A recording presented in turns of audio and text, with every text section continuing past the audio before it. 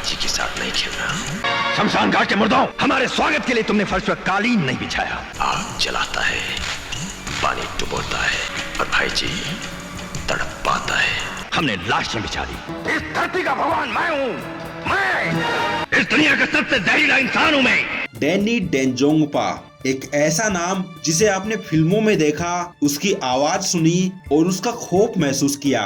लेकिन क्या आप जानते हैं कि ये वही इंसान है जो एक्टिंग छोड़कर अचानक गायब हो गया? फिर क्या हुआ, कहाँ चला गया ये शख्स, और अब जब सामने आया है तो उसके पास है नाम, इज्जत और अरबों की दौलत। दोस्तों, इस वीडियो में हम बात करेंगे डैनी के उस सफर की जो फिल्मों से शुरू हुआ, गुमनामी में खो गया और फिर एक ऐसे मोड़ पर पहुंचा जहां बहुत ही कम लोग पहुंच पाते हैं। कहानी लंबी है लेकिन एक एक बात जानना जरूरी है। कात्या के अखाड़े में आकर तूने ललकारा और हार गया। डैनी डेंजोंगपा का असली नाम सेरिंग फिनसोक डेंजोंगपा है। उनका जन्म 25 फरवरी 1948 को सिक्किम में हुआ था। 60 के दशक की बात है। डैनी दार्जिलिंग से कॉलेज की पढ़ाई खत्म कर रहे थे। आर्मी में जाने की पूरी तैयारी थी, मगर अचानक भारत चीन का युद्ध शुरू हो गया। शहीदों की खबरें सुन सुनकर उनकी मां डर गई और बेटे को आर्मी में जाने की इजाजत नहीं दी। जब आर्मी में जाने का उनका सपना टूट गया, तब उन्हें उनका दूसरा शौक याद आया जो 9 साल की उम्र में पहली बार सिनेमा हॉल में लगा था। दिलीप कुमार की फिल्म नया दौर देखने के बाद एक्टर बनने का सपना। पुणे के फिल्म एंड टेलीविजन इंस्टीट्यूट का फॉर्म भर दिया। उस साल 10 लोगों का सिलेक्शन हुआ था। उन 10 की लिस्ट में डैनी भी थे। पहली क्लास थी, सब अपना अपना नाम बता रहे थे। जब डैनी की बारी आई तो उन्होंने अपना नाम सेरिंग फिनसेक डेंजोंगपा बताया। ये नाम किसी को समझ ही नहीं आया, इसलिए वो फिर से बोले, लेकिन सब लोग एक दूसरे की शक्ल देखने लगे। तेरी माँ को अपनी माँ कहूँ। जया भादुरी उनके साथ ही पढ़ा करती थी। एक दिन वो आई और बोली कि तुम अपना नाम बदल लो और कुछ ऐसा नाम रखो कि लोग तुम्हारा नाम ले सकें। लेकिन वो कंफ्यूज थे कि क्या नाम रखा जाए। तब जया ने थोड़ा सोचकर बोला कि डैनी रख लो। बस उसी दिन से उन्होंने अपना नाम डैनी डेंजोंगपा रख लिया। दुश्मन पर काबू पाने के लिए कभी कभी चालाकी से भी काम लेना पड़ता है। एक्टिंग की पढ़ाई पूरी हुई और आखिरी एग्जाम आया। एग्जामिनर बनकर आए महान डायरेक्टर B.R. चोपड़ा सबके सामने डैनी की एक्टिंग देखकर बड़े प्रभावित हुए। डैनी को उन्होंने अपने पास बुलाकर कहा कि तुम शानदार अभिनेता बनोगे। पढ़ाई खत्म करने के बाद जब भी मुंबई आओ तो मुझसे जरूर मिलना। मैं तुमको अपनी फिल्म में कोई ना कोई रोल जरूर दूंगा। खैर 1970 के आसपास की बात है। डैनी उस समय 20-22 साल के रहे होंगे। वो मुंबई आए और सीधा पहुंच गए B.R. चोपड़ा के पास। उनको पता लगा कि वो एक फिल्म बना रहे हैं दिलीप कुमार के साथ, दास्तान। डैनी ने B.R. चोपड़ा को उनका किया हुआ वादा याद दिलाकर काम मांगा तो B.R. चोपड़ा बोले कि ये फिल्म तो पारिवारिक फिल्म है, इस फिल्म में तो तुम्हारा कोई रोल नहीं बन पाएगा, लेकिन फिर भी तुम मुझसे मिलते रहना।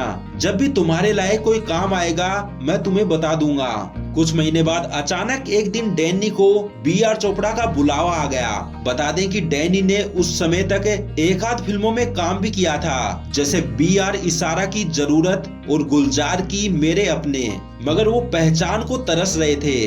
खैर B.R. चोपड़ा का बुलावा आते ही वो भागे भागे उनके ऑफिस पहुंच गए।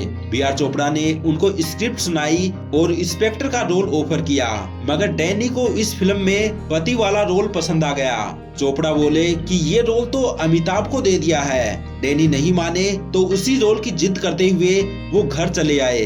बाद में पता चला कि अमिताभ ने वो रोल छोड़ दिया है तो डैनी फिर से B.R. चोपड़ा के पास पहुँचे, मगर चोपड़ा बोले कि ये किरदार अब शत्रुघ्न सिन्हा करने जा रहे हैं। डैनी मायूस होकर दोबारा घर लौट गए, लेकिन किस्मत बुलंद थी। शत्रुघ्न सिन्हा की लेट लतीफी से चोपड़ा इतना गुस्सा हो गए कि रोल उनसे छीन लिया। इस बार डैनी पहुंचे तो उनको दाढ़ी लगाई गई, स्क्रीन टेस्ट हुआ और आखिरकार रोल उनको मिल गया। इसके बाद 1973 में फिल्म आई धुंध, जिसमें ठाकुर रंजीत के नेगेटिव किरदार में डैनी ने बाजी मार ली। ये फिल्म भी हिट हुई और साथ ही डैनी भी हिट हो गए और यहीं से डैनी के करियर की गाड़ी दौड़ने लगी। एक से बढ़कर एक खतरनाक नेगेटिव रोल आए। 1975 में आई धर्मात्मा में शानदार किरदार, 1980 में आई द बर्निंग ट्रेन ने महफिल लूट ली अग्निपथ का कांचा चीना का उनका रोल तो उस दौर के लोग आज तक याद करते हैं। हम फिल्म के खलनायक बख्तावर को भला कौन भूलेगा। घातक का कात्या का किरदार तो अमर हो गया। आज भी नए दौर के बच्चे इस किरदार को जानते हैं। कुत्ते का पिल्ला कुत्ता होता है, शेर नहीं। तेरा बाप कुत्ता है, तू कुत्ते का पिल्ला है। वैसे कम ही लोगों को पता होगा कि शोले फिल्म में गब्बर सिंह के रोल के लिए पहले डैनी को ही चुना गया था, लेकिन उस समय डैनी धर्मात्मा की शूटिंग में व्यस्त थे तो वो इस फिल्म में काम नहीं कर सके, वरना दुनिया को गब्बर भी डैनी के रूप में ही मिला होता। लेकिन कभी सोचा है इतना महान खलनायक आखिर कहाँ चला गया, क्यों चला गया और अब क्या करता है? दोस्तों, साल 2000 के बाद नए नए प्रोड्यूसर डायरेक्टर आ गए। डैनी को बॉलीवुड में वो इज्जत नहीं मिल रही थी जैसी उनको मिलनी चाहिए थी। रोल भी मिलते तो वैसे नहीं जैसे उनको चाहिए थे। नतीजा ये हुआ कि डैनी का मन फिल्मों के इस नए दौर से उतर गया और उन्होंने बॉलीवुड को अलविदा कह बिजनेसमैन बनने की राह पकड़ ली। मैं सोच रहा हूँ, आप अपना देखिए, मैंने अपना सोच लिया है। बता दें कि साल 1987 में उन्होंने सिक्किम में एक बियर कंपनी की शुरुआत की थी। बॉलीवुड छोड़ने के बाद उन्होंने अपनी उसी कंपनी युक्सुम ब्रोवरीज पर ध्यान देना शुरू कर दिया। कुछ ही सालों में डैनी का ये फैसला उनकी किस्मत ही पलट गया। उनका बियर ब्रांड चमक उठा। सिक्किम से शुरू हुआ बियर ब्रांड पूरे नॉर्थ ईस्ट में फैल गया, फिर पूरे देश और अब विदेशों में फैल गया। बता दें कि एक बार विजय माल्या जैसे शराब किंग ने उनको बर्बाद करने की भी चाल चली थी। विजय माल्या नॉर्थ ईस्ट में उनकी कंपनी को नुकसान करवाने के लिए एक बड़े शराब ब्रांड को खरीदने आ गया, लेकिन डैनी ने उनकी एक ना चलने दी और वो कंपनी अपने नाम करवा ली। जिसे बॉलीवुड में इज्जत मिलनी बंद हो गई थी, वो इस समय 11 बड़े बियर ब्रांड का मालिक बन चुका है। उनकी कंपनी भारत की तीसरी सबसे बड़ी बियर कंपनी बन चुकी है। डैनी अब करोड़ों नहीं अरबों में खेल रहे हैं।